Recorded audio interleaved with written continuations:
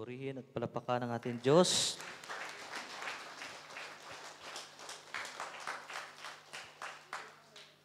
Sa lahat ng may Bible at sa wala, ang meron ay samahan ako sa ating pagbabasa. At sa wala naman, ilagay po natin ang ating mga kamay sa harap ng ating dibdib. Our reading is taken from the book of Ecclesiastes, chapter 3, verse 1 to 17.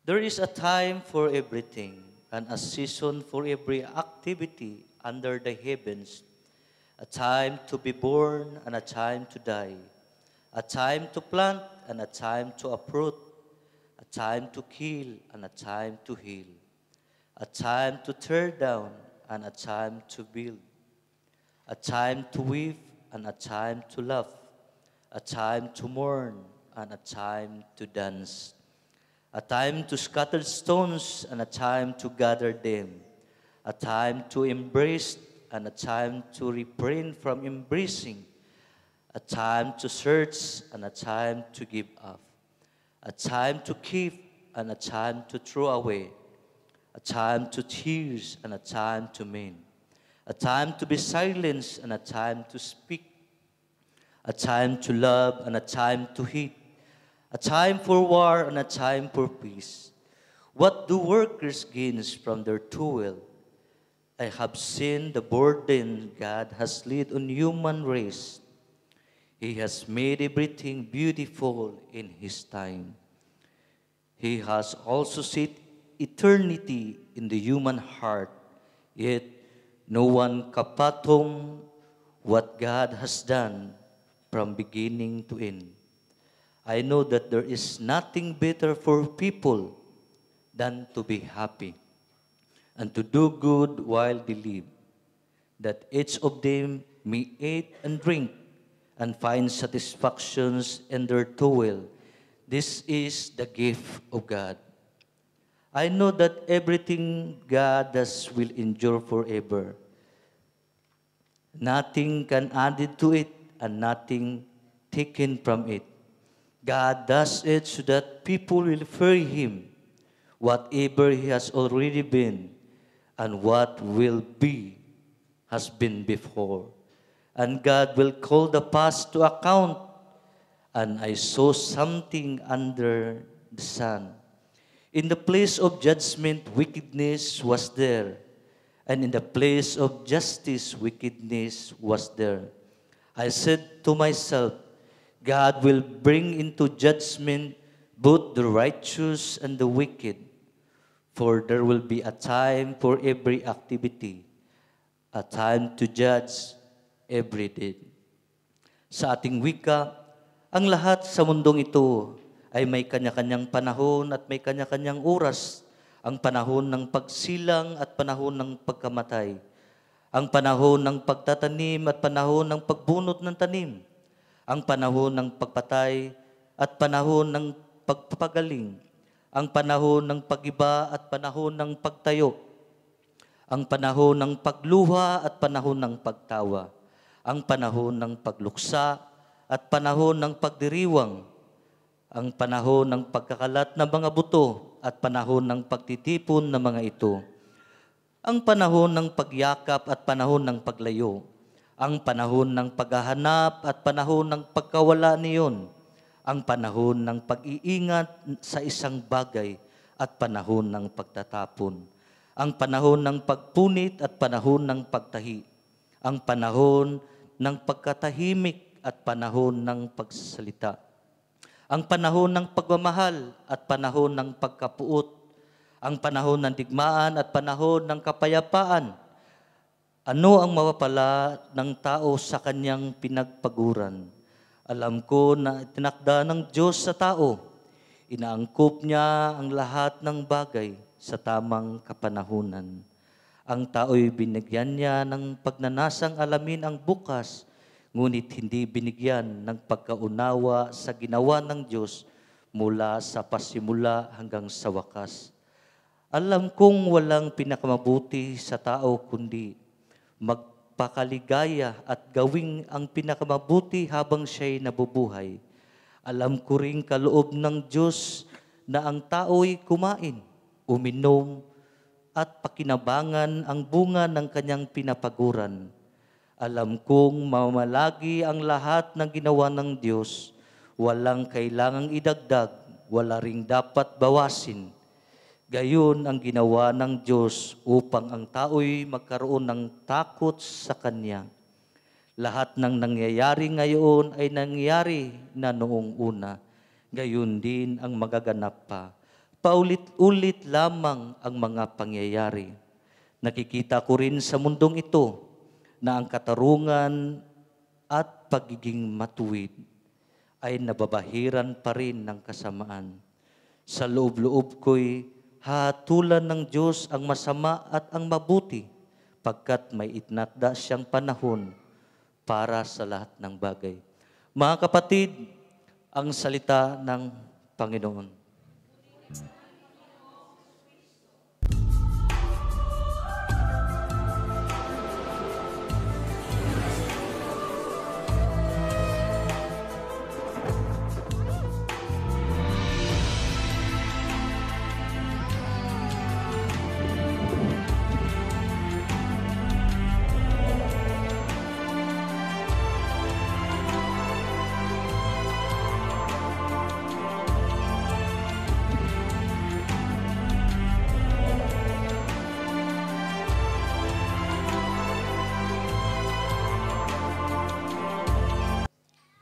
Purihin ka at sambahin.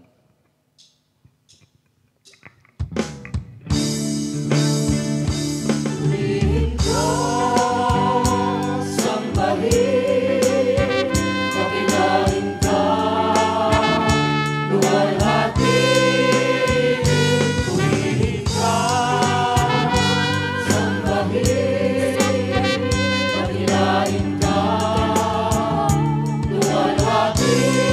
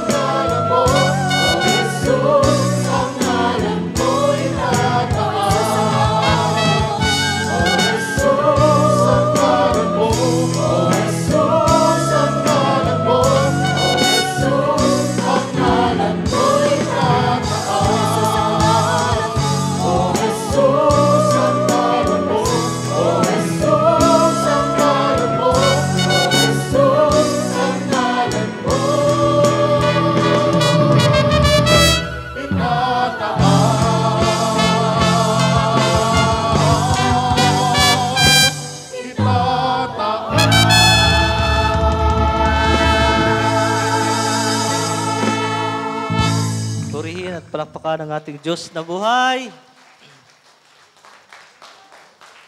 So, muli po mga kapatid, happy feast po sa atin.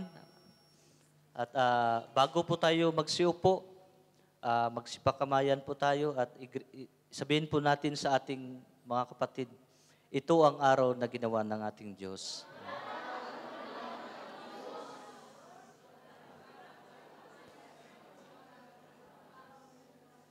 Magsiupo na po tayo.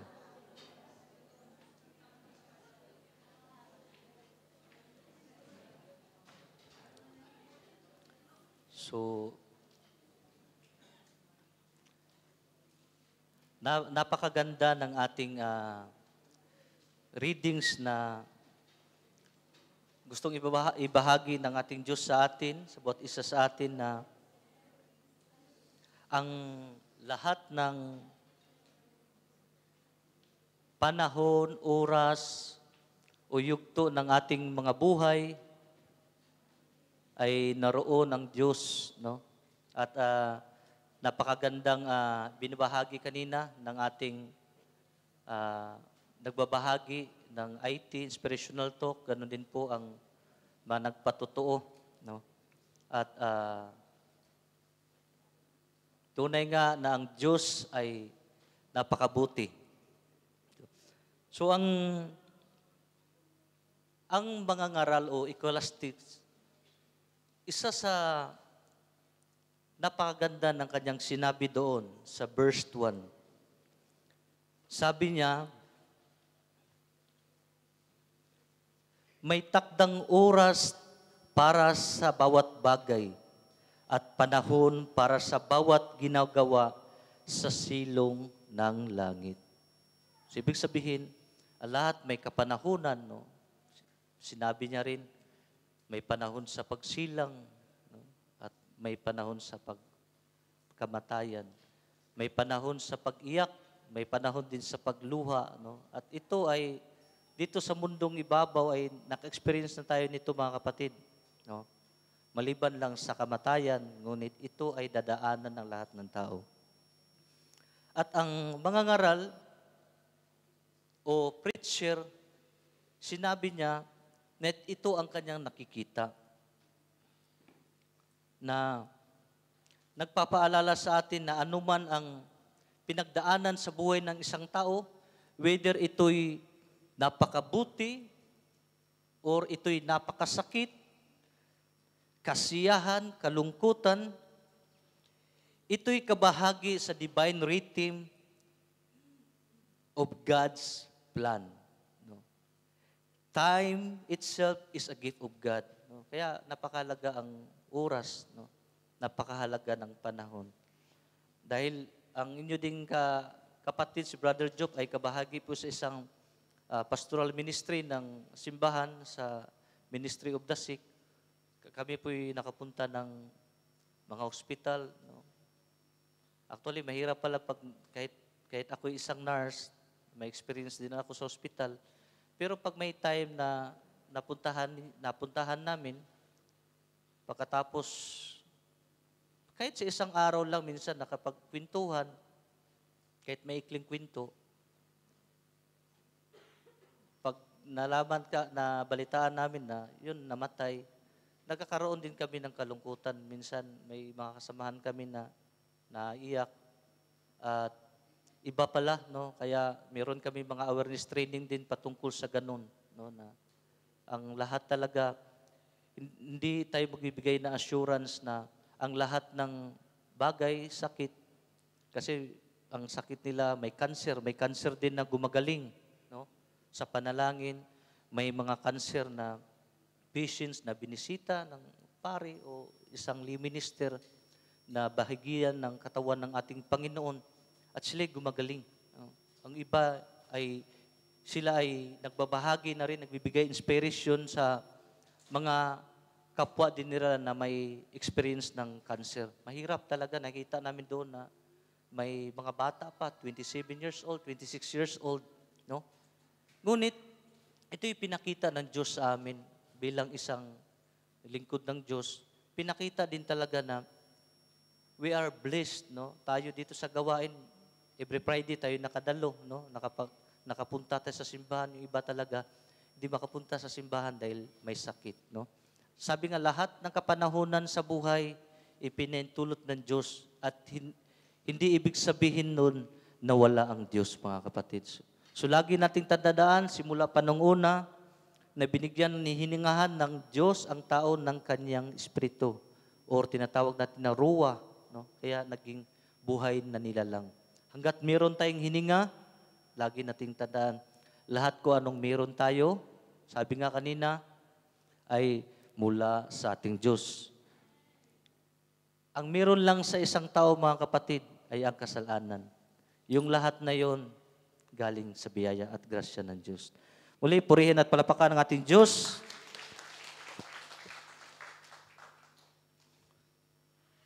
So, ang topic pala natin, in God's time, discovering the meaning in every seasons of life. Sa panahon ng Diyos, pag-uunawa sa bawat panahon ng ating buhay upang makita at malaman talaga natin na sa bawat yugto ng ating buhay, nandoon ang kamay ng Diyos. Minsan di lang natin napapansin. Ngunit, pag napagdaanan at napagtagumpayan natin, minsan namamangha tayo, paano ko kaya natagumpayan yun, no? Paano? Dahil yun sa tulong ng ating Diyos. Ito'y may paalala din po sa atin ang ating inang simbahan. Sabi nga sa Catechism of the Catholic Church, paragraph 321, sinabi dito, the divine providence consists of disposition by which God guides all His creatures with wisdom and love in their ultimate end. Hanggang sa kanilang matapos ang kanilang paglalakbay. Sabi doon, wisdom and love. No? Ito ay ibinahagi ng Diyos sa kanyang mga nilikha. Kaya, meron po tayong tatlong bagay na pag-aaralan natin.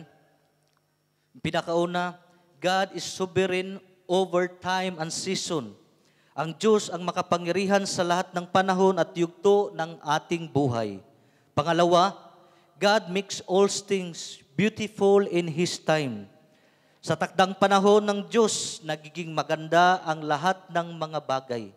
Marumi man, mabuti, pinintulot ng Diyos, but in times, in the long time, pag isusuko natin sa Diyos lahat, yung free will natin, yung will natin, kasi ito hindi sinasaklawan ng Diyos, maging maayos ang lahat at maging maganda.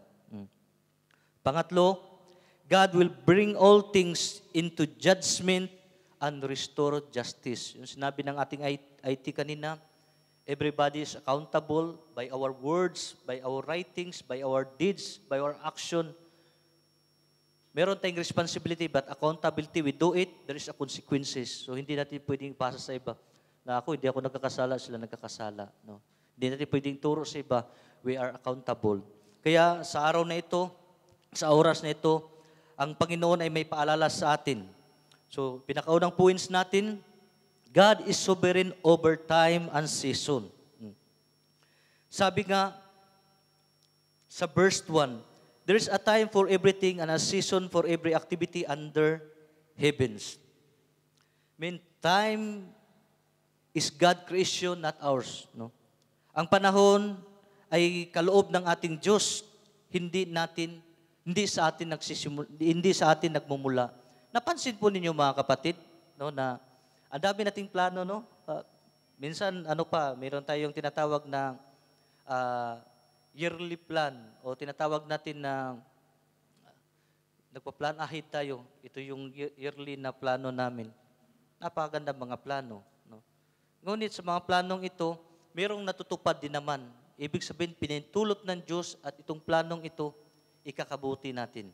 At hindi lahat din ng plano natin ay natutupad. Sapagkat, sabi nga, the plan of God will always prevail. Yun po ang katotohanan. So, purihin at palapakan ng ating Diyos na buhay. So, Genesis chapter 1 verse 14 reminds us that God Himself set the lights in heavens to mark seasons, days, and years. Ito ay nagsilbing paalala na ang Diyos ang nag-aayos ng mga ilaw sa kalangitan upang ipahiwatig ang pagbabago ng panahon, araw at taon. Napapansin po natin na minsan ang ating katawan, hindi maiwasan talaga na pag nagbabago ang season sa panahon, minsan sumasabay ang ating katawan. Pag tanglamig, ako'y inuubo din. Nagkakasipon, no? Nagkakasakit tayo. Minsan din pag sobrang pagod ang ating katawan, meron din siyang nagkakasakit tayo, no? Kasi may kapanahunan, no? Kailangan balanse. Pag hindi siya nababalance, ito na ay hindi na in line sa design ng ating Diyos, no? Purihin at palapakan ng ating Diyos na buhay. Ito'y napakagandang paalala sa atin ng ating inang simbahan, no? Kaya in-encourage ko din lahat na siguro magbasa din po tayo ng Catechism of the Catholic Church, no? Catechism of the Catholic Church, paragraph 338. Sinabi dito, the order and harmony of the universe result from the diversity of creatures under the relationship, no? Kaya halimbawa, pag walang tamang let's say sa pagkain, no? Hindi siya tama sa angkop sa oras, minsan ang katawan natin nagsasuffer, no? Sapagkat ang katawan nga, it composed of cells, no? Ang ating katawan. Ganon din kung kulang din tayo sa tulog, no? Nagkakaroon din ng reaksyon ang ating katawan, no? Nangihina ang ating katawan, nangihina ang immune system. Pagkatapos, siyempre hindi pwede nating i-blame ang iba. So we need to be accountable. We need to be responsible to ourselves, no? Sapagkat sabi nga nung unang binanggit ko, God given us wisdom. So, paano ang wisdom magre-remind sa atin? So, we need to pray, no? Ask guidance from the Lord before we will start everything, no? Pagkatapos magising, pasalamat, Lord, guide me, lead me, no? I-guide niyo po ako, Panginoon, sa bawat gagawin ko, Panginoon. Ito'y napakahalaga po sa atin bilang paalala. At every season has divine purpose. Kayo po'y naniniwala na sa bawat pangyayari o panahon ng ating buhay, may purpose ang Diyos, no? Minsan, dati napakatayog natin, akala natin ganito, nakatapos natin ang pag-aaral, ito na yung naabot natin na magandang posisyon.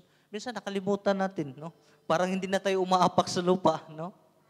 Ito'y paalala sa atin na ang purpose ng Diyos na tayo dito sa sanlibutan, pinakauna, siya'y makilala, sambahin siya, at makasama sa kanyang kaharian. Yun ang purpose po natin, mga kapatid. Purihin at palakan natin, Diyos. Yung ito ay external na lang ito. Ito ay kabahagi, pero ito hindi main purpose ng tao. Magkakaroon tayo ng achievement sa buhay. Ay sinabi ng ating Panginoong Hesus. Ang sabi ng ating Panginoong Hesus, maangkin man natin ang sanlibutang ito, ngunit kung mapapahamak ang ating kaluluwa, walang kabuluhan ang mga bagay. So, lagi po natin tatandaan, mga kapatid, na bawat panahon ay may banal na layunin. Walang anumang sandali na walang kabuluhan sa plano ng ating Diyos. Ang hirap ng pagsubok at ang tuwa ng tagumpay ay kapwa nagtuturo at paglago ng ating kaluluwa. Lahat na mapapansin ninyo, siguro pag balik tanaw tayo, suriin natin ang ating sarili. 5 years back, 1 years back, madaming mga pagsubok sa ating buhay, pero ngayon nakatayo ka, naging matatag ka. No? Purihin at palapakan ng ating Diyos na buhay. At sabi nga, your trials are not interruptions, they are invitations to trust God's timing. Hindi sagabal ang mga pagsubok sa ating buhay. Ito'y paanyaya ng Diyos na magtiwala sa Kanyang tamang oras. No? Kaya napakagandang patutuo ng ating kapatid kanina, si Brother Michael, no? Na di talaga maiwasan na meron tayong ipanalangin sa Diyos. Ito yung gusto natin. Ito yung hinihiling natin sa Panginoon. Minsan tayo nalulungkot, madami pumapasok sa ating isipan, no? Dahil sa pressure sa buhay, no? Bilang isang padre di pamilya o bilang isang breadwinner ng pamilya, Madaming papasok. No? Ngunit, pinaalala ng ating Diyos na tayo'y magtiwala sa Kanyang oras. Kasi ang Diyos talaga, ako'y nananalig at nampalataya sa Diyos na hindi na tayo pababayaan. No? No? At sinabi ng ating Diyos, kagaya sa isang tao, isang ama o isang ina, kaya ba nating tingnan ang ating anak na mayroon tayong maibibigay at di nating ibibigay? Diba? Minsan tinitis din natin ang ating anak. No? Na siya'y gumawa, there is a reward. No? Gumawa ka mabuti, there is a reward. Pero ang Diyos, nating Ama na si El Shaddai, kapatid, pagkailangan na talaga natin, mamamangha ka sa Diyos. Siguro way back 2010, no, nagkaroon ng trahedya yung aming pamilya. At I think 2007, ako'y nagtrabaho sa Dubai. 2009, ako'y nagpurgod sa Pilipinas. May inaayos ako ng buhay doon sa Pilipinas. So, ang aking ate ay naiwan sa bansang Dubai. Nung aking pag-uwi, siguro after mga few months lang, I think 3 to 4 months, ang anak ng aking ate ay, nung time pa ng kanyang bakasyon ay nagkaroon ng dengue fever. So ang kanyang kaso ay dengue shock syndrome. So rare case lang. So karamihan doon, di talaga siya maligtas. So ang aking pamangkin, dinala namin, isa sa magandang hospital sa Cebu. So, ang aking pamangkin na hindi siya umabot ng 24 hours, mga kapatid. So, napakasakit sa aking kapatid, no? Bilang kabakasyon lang at nawala ang kanyang anak, no? Napakasakit sa isang ina. So, nasaktan nga ako bilang isang tito na ako'y taga-sundo lang na aking pamangkin. At nung time na yon, aking ate hindi na bumalik sa trabaho. Ako walang trabaho din po, mga kapatid. At aking papa ay early retirement. Walang trabaho sa aming pamilya. Pero namamangha kami, kapatid, na mayroong dumadating na tulong sa aming pamilya. Pagkain, di kami nagugutom, mga kapatid. No? Tunay talaga na kung tayo'y magtitiwala sa Diyos, kasi yung papa namin, meron siyang tinatanim din sa amin. Pag kumakain kami, pag papa ko kausap ko, laging sinasabi ng aking papa sa amin, bilang magkakapatid. Sabi niya sa lahat ng panahon at oras, dahil siguro sa experience nila sa buhay, sabi niya, huwag kayong makalimot magtiwala sa Diyos sapagkat ni kailan di tayo pinabayaan ng Diyos. 6 kami magkakapatid, nag-aaral kami sa private school, no, hanggang maging college. Yung papa ko siya nagtatrabaho. Pero dahil sa grasya ng Diyos, tulong ng Diyos kami nakatapos sa pag-aaral. No? Kaya nung time na yon, gusto kong maging pare kasi pag sa seminary, libre kasi. May sponsor. So, kaya isa yun sa gusto kong maging pare, gusto kong maging missionary. Pero iba talaga ang plano ng Diyos, iba ang kapanahunan na ibinigay ng Diyos. At nung gusto ko na rin pumasok sa seminary, way back 2014, kausap ko si Bishop Tid. Kasi nung time na yon, graduate na ang aking mga kapatid, may trabaho na rin. Sabi ko kay Bishop Tid, papasok ko ulit sa seminaryo. Sabi niya, ipag-pray natin kung kalooban ng Diyos na ikaw ay makapasok ulit. Kung hindi naman, kalooban din ng ni Yahweh El Shaddai. Di ko akalain, after few months, ako'y kinasal. So, dahil may nanalangin din sa akin, malakas sa panalangin ng asawa. So, totoo, hindi talaga natin alam. At ako'y naniwala naman na ang pag-aasawa isang bukasyon, may kapanahunan din. So, God put a seasons on everything in our life. Walang pangyayari sa buhay mo, kapatid, na hindi pinahintulot ng Diyos at hindi kalooban ng Diyos. Purihin at palapakan ng ating Diyos na buhay. Sabi nga dito, human control is limited, but to trust God is possible. Anong ibig sabihin po nito? Hindi kayang kontrolin ng tao ang lahat ng bagay, ngunit maaari niyang ipagkatiwala ang lahat sa Diyos. Ito'y isang napakagandang paalala sa atin na pwede pala tayong magtiwala sa Diyos. No? Kasi hindi natin kontrol ang lahat ng bagay. Kahit sa isang gawain lang o sa isang ministry, gusto natin planado lahat, magugulat tayo, may darating. Itong sa ministry ito, maayos na, may darating. Ibig sabihin, pinakita ng Diyos. Tayo ng pagkakataon, binigyan niya tayo ng mission, but still, He is the one who leads it. God orchestrate everything. Siya nag-lead, mga kapatid. So lagi po natin tatandaan na tayo'y pasahero lamang, no? At hindi tayo driver, no? Ang driver ng ating buhay, walang iba. Sino? Si Yahweh El Shaddai. Purihin at palapakan ng ating Diyos na buhay. At ito ay isa napakagandang paalala sa atin. Every time finds it fulfillment in our Lord Jesus Christ. Ang bawat sandali sa ilalim ng langit ay tumuturo kay Kristo na siyang ganap at katuparan ng lahat ng bagay. Galatians chapter 4 verse 4. Ngunit nang sumapit ang tamang panahon, isinugo ng Diyos ang kanyang anak na isinilang ng isang babae at namuhay sa ilalim ng kautusan. Tingnan ninyo. Ang Panginoong Hesus ay namuhay sa ilalim ng kautusan. At ano ang pamumuhay ng ating Panginoong Hesus? Sabi nga, kaya napakaganda ng banal na rosaryo. Sabi doon, during the joyful mystery, the third of the joyful mystery, di ba sinabi doon, it is the birth of our Lord Jesus Christ, ang kanyang kapanganakan. Sa sorrowful mystery naman, the death of our Lord Jesus Christ, no? Siya pinako sa cross, fifth mystery.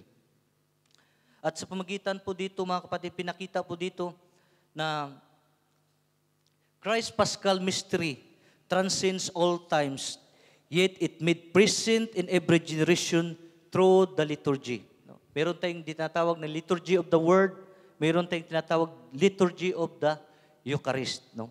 Kaya every time we attend the Holy Eucharist, tayo umatin na banal na misa, the real presence of Christ is there. Kaya sabi doon, it transcends in every generation, maging sa ating kapanahunan. No? Kaya ang ating Panginoong Hesukristo, sabi nga, siya noong una, His yesterday, today, and forever. Purihin na palapakan ng ating Diyos na buhay. At lagi po natin tatandaan, mga kapatid, huwag po tayong magsawang lumapit sa ating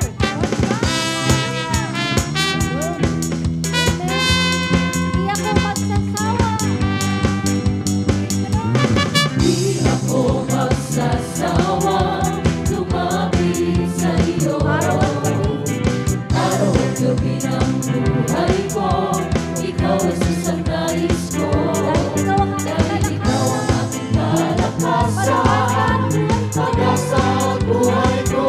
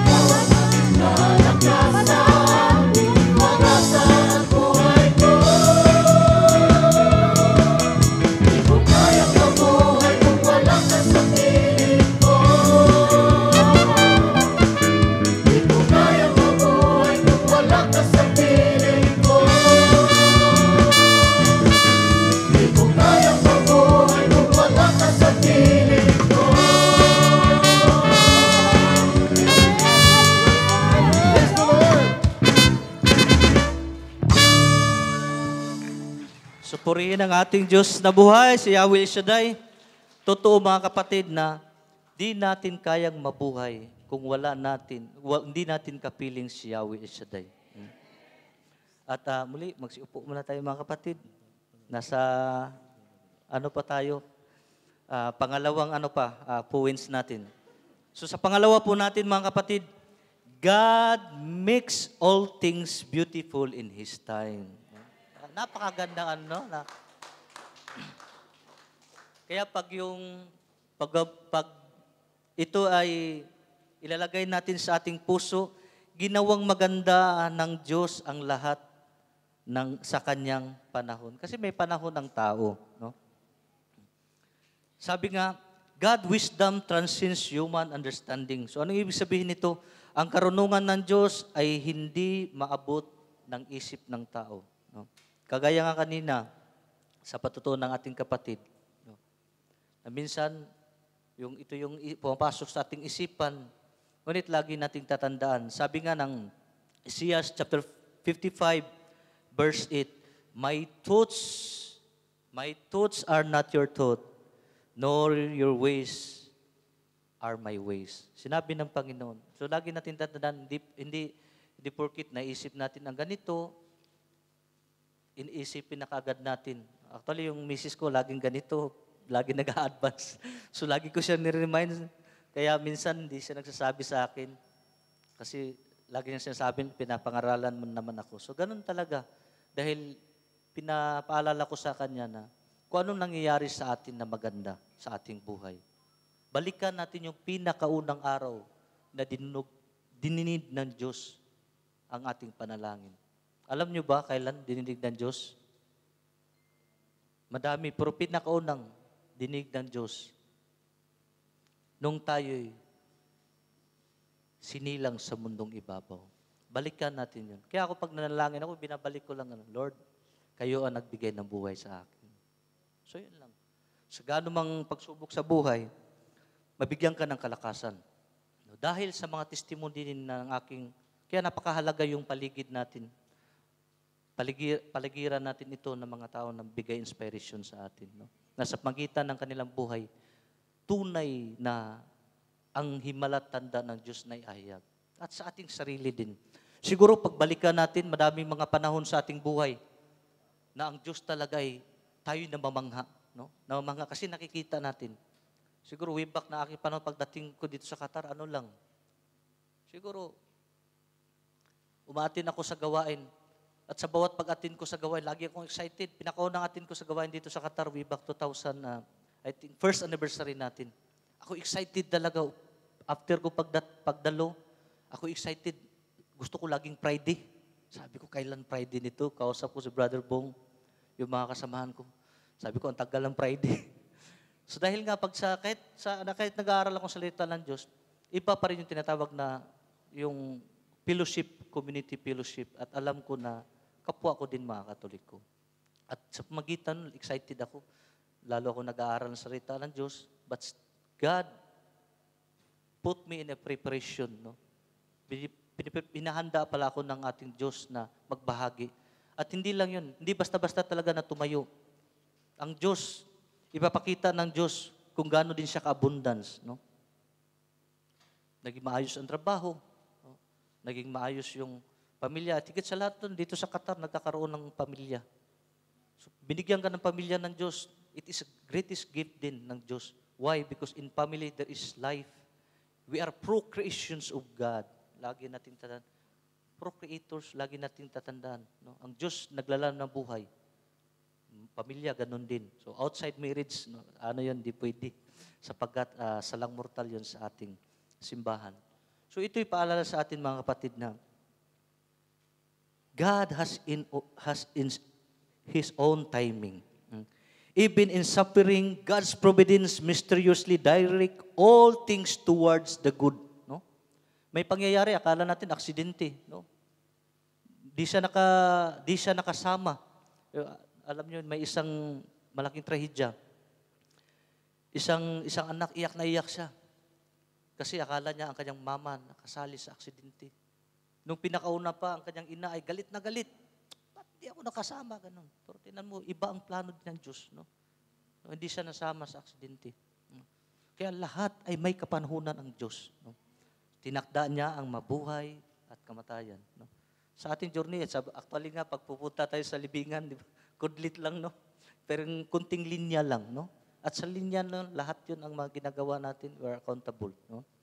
At lagi nating ilagay sa ating puso't isipan, kung hindi man natin makita ang mga gawa ng Diyos, magtiwala sa Kanyang pagmamahal. Yun ang lagi nating ilagay sa ating isipan. Kasi pag ang tao na yung puno talaga na overwhelmed sa pagsubok sa buhay, yung puno trials sa pamilya, trials sa trabaho, trials pa sa gawain, ganun. So minsan, di mo nakikita yung kamay ng Diyos, pero magtiwala ka sa Kanyang pagmamahal. Iba ang pagmamahal ng Ama, no? Sabi nga, tumingin ka nga sa parang, no? Kung ang mga kahoy ginagatong, siya nasaktan, how more pa kaya? So magtiwala tayo sa ating Ama na si El Shaddai, sapagkat mahal na mahal niya tayo.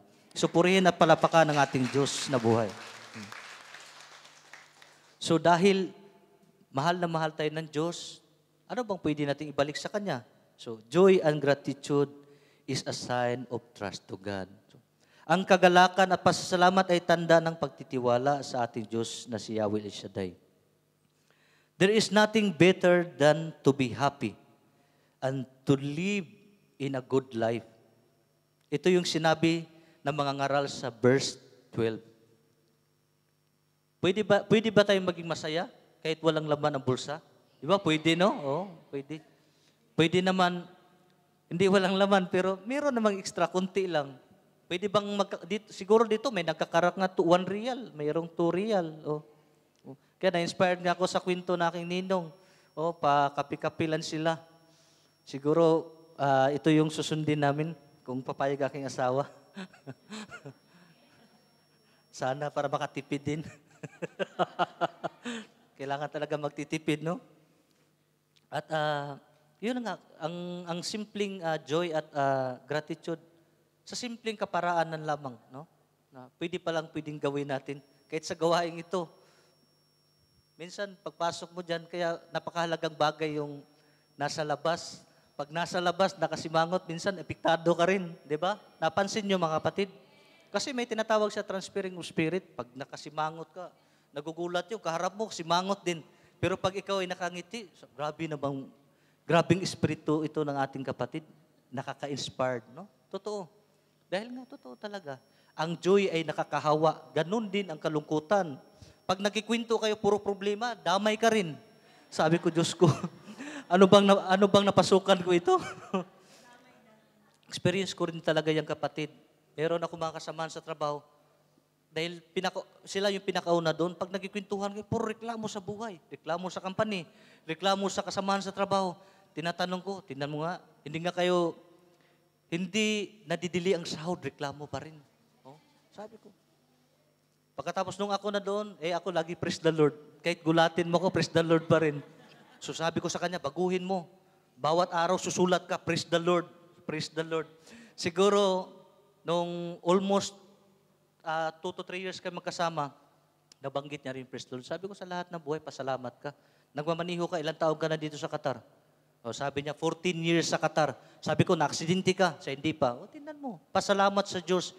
15 years ka nagmamaniho, di mo alam, iningatan ka ni Yahweh El Shaddai. So, purihin at palapakan ng ating Diyos na buhay. So, gratitude transform daily toil into worship. Ito yung napakaganda. Sa pamagitan ng pasasalamat, nagiging pagsamba ang ating pang-araw-araw na pagsisikap. Kaya napakaganda, no? Na kahit tayo'y nagpapagal sa trabaho, ngunit sa pamagitan lamang ng pasasalamat, ito'y naging pagsamba. No? Sapagkat, pag tayo nagpapasalamat sa Diyos, nagagalak siya, ito'y nag-i-improve ng ating connection sa Panginoon. Kagaya, bilang isang ama sa aking anak, pag nabigyan ko siya ng kunting bagay lang, nagpasalamat, gusto ko bukas, kahit ayaw ko nga bumibili ng card, tomorrow we will buy card again. Tomorrow we will buy card again. Kasi alam mo, nagagalak. Kung ang bilang isang ama, as human we are, o gaya ng isang ina, na ikaw ay natutuwa sa iyong anak, lagi natin titindan ang ating Diyos, ang ating Ama si Yahweh El Shaddai. na mayroong magagawa sa lahat. So purihin at palapakan ng ating Diyos na buhay. At ito din mga kapatid, kasunod, ito'y paalala sa atin. Works and rest are divine gifts. Kaya ngayon, siguro ang sa matamaan, huwag po kayo magalit sa akin. Ito po'y galing sa ating Panginoon.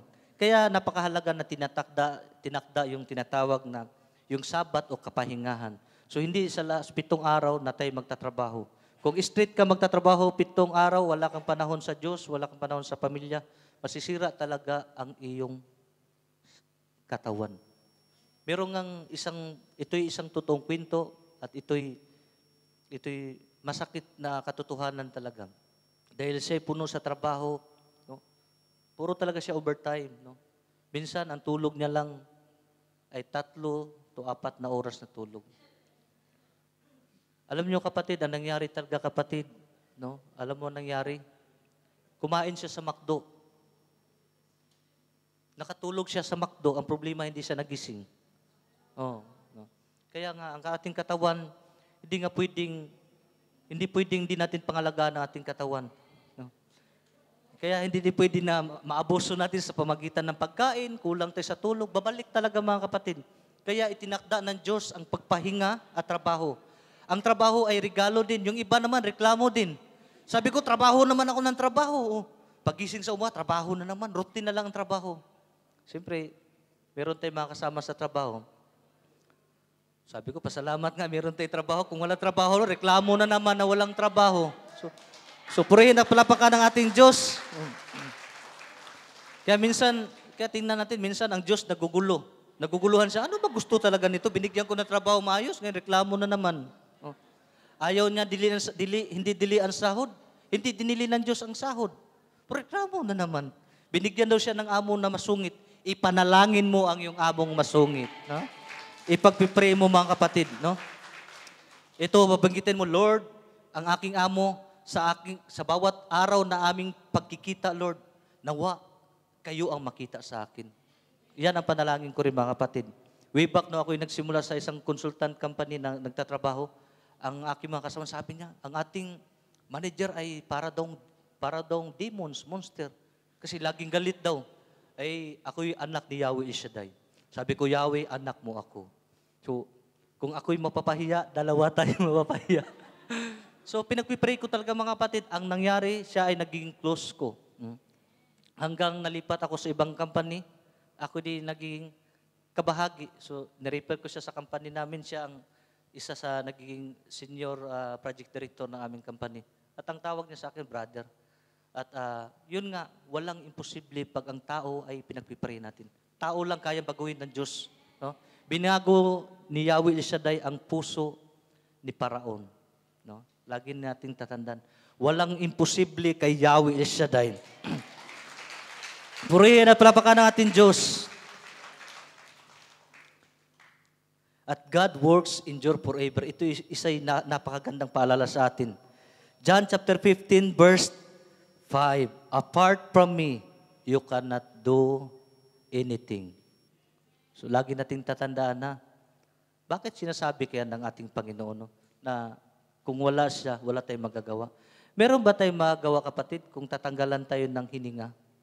Di ba mahirap kung kasi nasahin kami, siguro yung mga nurse o nasa hospital, kung wala kang hininga, meron kang oxygen pero tatanggalin siya, hahabulin mo talaga kapatid. Hahabulin mo. No? Wala tayong magagawa. Lagi natin tatandaan. Ano bang gustong ipakita ng Diyos? Na bawat pangaraw-araw sa ating buhay, huwag tayong makalimot tumawag sa Kanya. Minsan kasi sa atin may katigasan ng ulo. No? Kaya ko ito, Lord. Hindi ako tatawag. No? Yan ang likas sa isang tao. Pumapasok yung tinatawag na human nature. Gusto ng tao na siya lang. Kaya ko ito. Sinabi nga ng Diyos, di mo nga kaya yan. Tumawag ka nga sa akin. Oh, marami ng tanda ang Diyos. Tumawag ka nga sa akin. Oh, minsan gusto pa rin. Kaya huwag nating ilagay sa ating puso o sa ating isipan na kaya natin ang lahat. Hindi natin hawak ang lahat, ngunit si Yahweh Shaddai, hawak niya ang lahat. Kaya siya'y may magagawa. Purihin na palapakan ng ating Diyos na buhay. At ito mga kapatid, Hope is eternal life gives meaning in earthly time. Ang pag-asa sa buhay na walang hanggan ay nagbibigay ng kahulugan sa panahon dito sa lupa, mga kapatid. Sabi nga, John chapter 11, verse 25. Sabi ng ating Panginoon, ito'y napakaganda. Sabi niya, I am the resurrection and the life. Whoever believes in me shall never die. No? Ibig sabihin, kung gusto natin ang buhay, na magkakaroon tayo ng buhay, lumapit tayo sa Panginoon. Pumunta tayo sa Panginoon. At lahat ng ito, kung anong mang kahilingan natin, ito ay magkakaroon ng buhay. Supurihin at palapakan ng ating Diyos na buhay. So, pangatlong bahagi po natin, kapatid, God will bring all things into judgment and restore justice. Ang Diyos ang maghahatol sa lahat ng bagay at ibalik ang katwiran. Sabi nga ng verse 17, God will brings into judgment both righteous and wicked. Lagi natin tandaan yung tinatawag na accountability. Sinabi nga kanina na kahit anong pagsisikap natin o kung meron tayong privilege na makatulong, tumulong tayo. No? Sapagkat, lagi natin tatandaan, we are God's steward. Pero kung wala tayong maitutulong, kasi hindi tayo pwedeng magbigay kung wala tayo. Pero meron tayong magagawa, panalangin. No? Ibig sabihin, wala tayong hindi kayang ibigay sa pamagitan ng panalangin. Pero kung tangible money at wala ka naman, di ka talaga makabigay.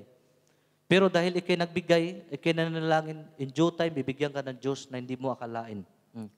At lagi nating tatandaan, God is justice. No?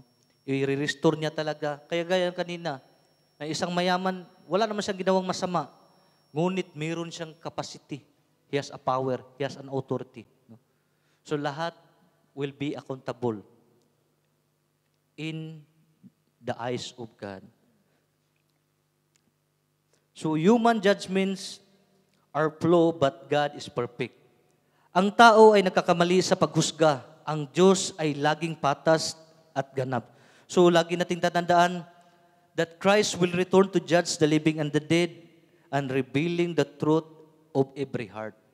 Kaya ito hindi natin pwedeng matatago sa Diyos. Kung may tampuhan tayo sa kapwa, hindi pwede nating ilihim. No? At tumanggap tayo lalo tigit sa banal na communion. So magkaroon tayo ng self-examination bago tayo tumanggap. At sa pamagitan dito, maging maayos yung pagtanggap natin.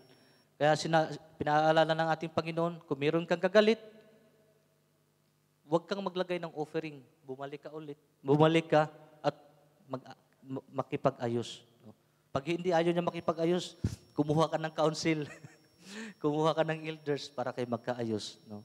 So, ito'y paalala lamang mga kapatid na ang lahat ay accountable. No? At lagi po nating tatandaan na ang buhay natin dito sa mundong ibabaw, hindi maiwasan na merong mga pagsubok, kahirapan na minsan gusto nating umaayaw. No? Minsan may katanungan na mahirap sagutin. No? Ngunit, kung ito'y ipagkakatiwala natin sa Diyos at sa ating Panginoon, na kung saan ang may akda ng lahat ng bagay, ang may akda ng lahat ng panahon, ang may-ari ng lahat kung ano meron tayo. Yung nga sinabi ko nga kanina, na ang meron lang sa atin ay ang kasalanan. Lahat yun ay galing sa Diyos. Sabi nga, lahat ng bagay nilikha, nakikita at di nakikita, nilikha sa pamagitan ng ating Panginoong Hesukristo at ito ay para sa Kanya lamang. No? Mula sa ang pag-aayos ng kapangyarihan at sa lahat ng mga bagay dito sa mundong ibabaw, ito'y maging maayos lamang dahil sa ating Panginoong Hesukristo. So before po ako magtapos mga kapatid, ang ating Panginoong Hesus ay nag-invite sa atin na mamumuhay po tayo na laging nagpapasalamat sa ating Diyos na buhay. At ayusin ang buhay. No? Kung may tingin tayo na hindi maayos, siguro panahon na. No? At inanyayahan ko po na ang lahat ay tumayo at damhin natin ang awiting ito bilang isang pasasalamat sa ating Panginoon sa araw na ito.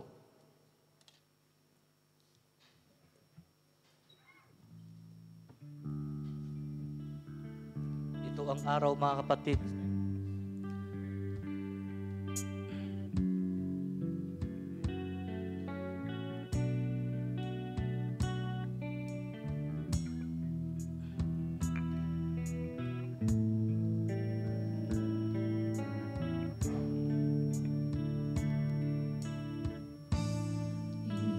Ito ang araw na ginawa ng Panginoon.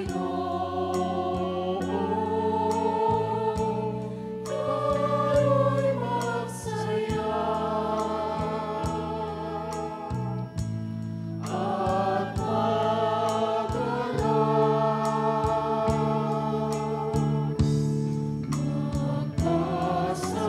Magpasalamat kayo sa Panginoon.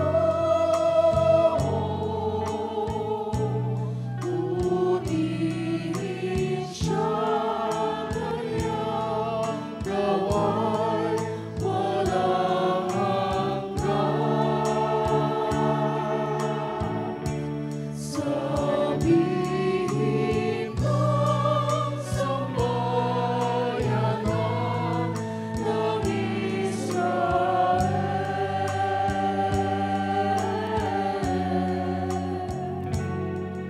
walang hanggan kanyang awan. Ito ang araw na ginawa ng Panginoon. Tayo'y magsaya at magalak.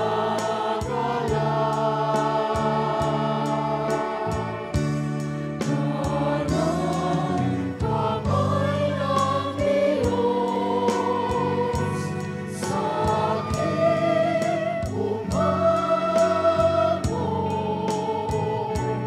ang bisig niya sa akin ang tagapagtanggol.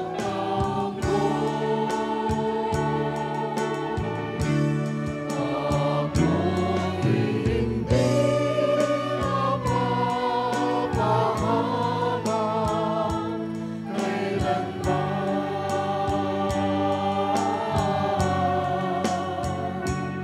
Ipahayag ko walang iyan. Ito ang araw na ginawa ng Panginoon. Tayo'y magsaya at magalak. Ito ang araw na ginawa ng Panginoon.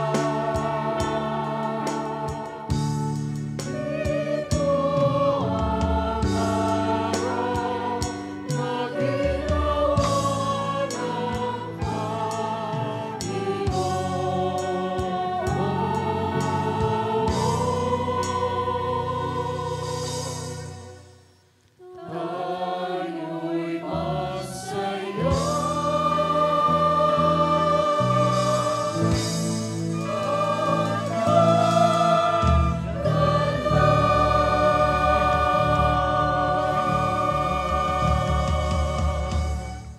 Ang ating Panginoong Jesus ay nag-invite sa ating lahat to trust His timing, to live with gratitude, and act justly as we await His final judgment. Sa pamagitan ng ating Panginoong Jesus, time finds its true meaning, mga kapatid. Jesus Christ, lagi nating tatandaan ang ating Panginoon. Same yesterday, today, and forever. Let us live every moment as grace, offering our time and labor to God, for He alone makes everything beautiful in His time, mga kapatid. At paalala din sa atin ng ating Diyos na si Yahweh El Shaddai, na kung ating mga sarili ay puno ng kapaghatian, pagsubok sa buhay, alalahanin, lumapit tayo sa Panginoon sapagkat dito lamang matatagpuan ang tunay na kapahingahan, mga kapatid. Let us rest in His timing and trust in His always providence, mga kapatid. And wait the time in His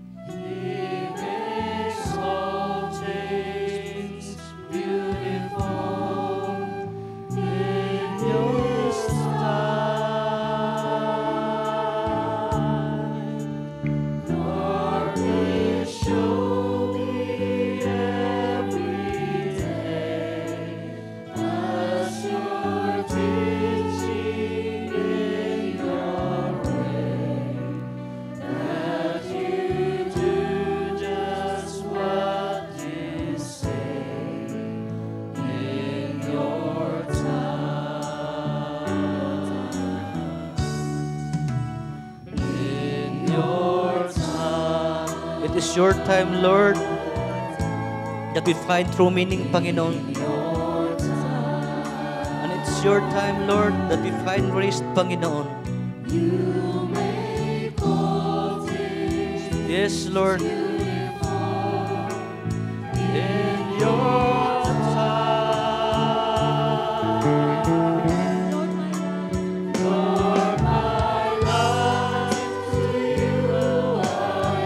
we bring you, Lord, our life, Panginoon.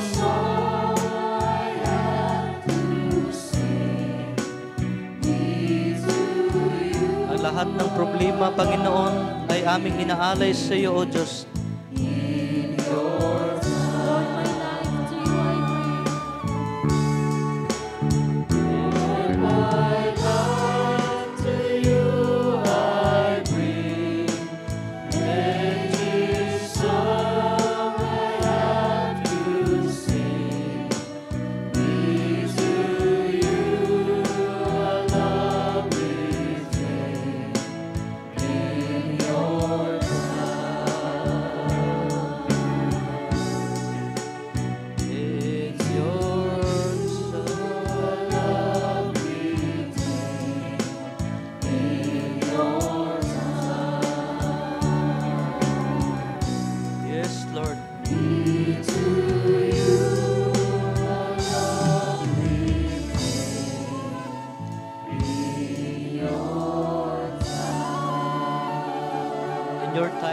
We trust everything.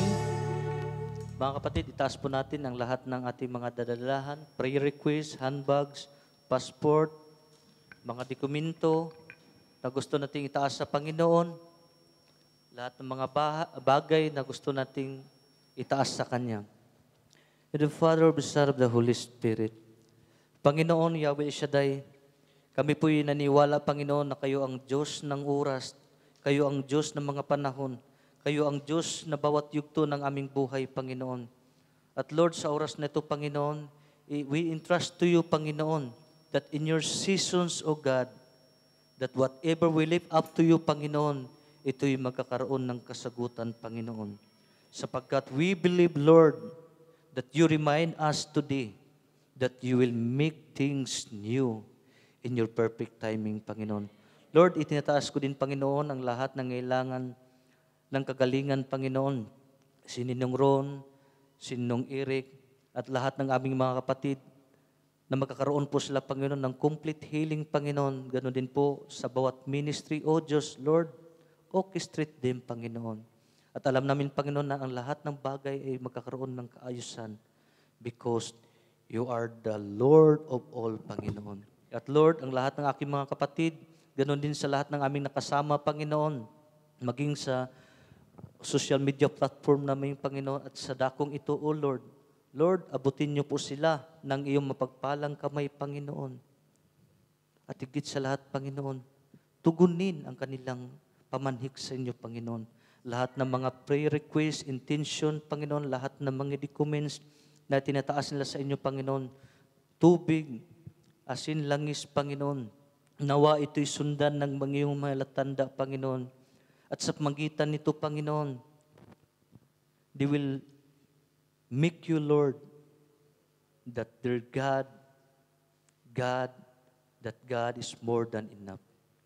And Lord, make us faithful stewards of the time that you give us, Panginoon. Sapagkat alam namin ang katotohanan, Panginoon, na napakabilis lang ng buhay, Panginoon. It is 70 years, 80 years, 50 years.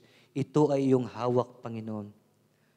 Lord, teach us to livingly, justly, Panginoon, and livingly, joyfully with you, Lord, sapagkat we believe, O God, that you are the joy, in this world. At may we share forever in the life that never ends, Panginoon. And we ask this through the mighty name of our Lord Jesus Christ, in the name of the Father, and of the Son, and of the Holy Spirit. Amen and amen. Tayo na po yung closing prayer. In the Father, Son, the Holy Spirit. Amen. Our Father who art in heaven, hallowed be thy name. Thy kingdom come, thy will be done on earth as it is in heaven. Give us this day our daily bread, and forgive us our trespasses, as we forgive those who trespass against us. And lead us not into temptation, but deliver us from evil. Hail Mary, full of grace, the Lord is with you. Blessed are you amongst women, and blessed is the fruit of thy womb, Jesus. Holy Mary, Mother of God, pray for us sinners, now and the hour of our death. Amen. Let us glorify the triune God. Glory be to the Father, and to the Son, and to the Holy Spirit. As it was in the beginning, is now, and ever shall be, world without end. Amen. In the name of the Father, of the Son, of the Holy Spirit.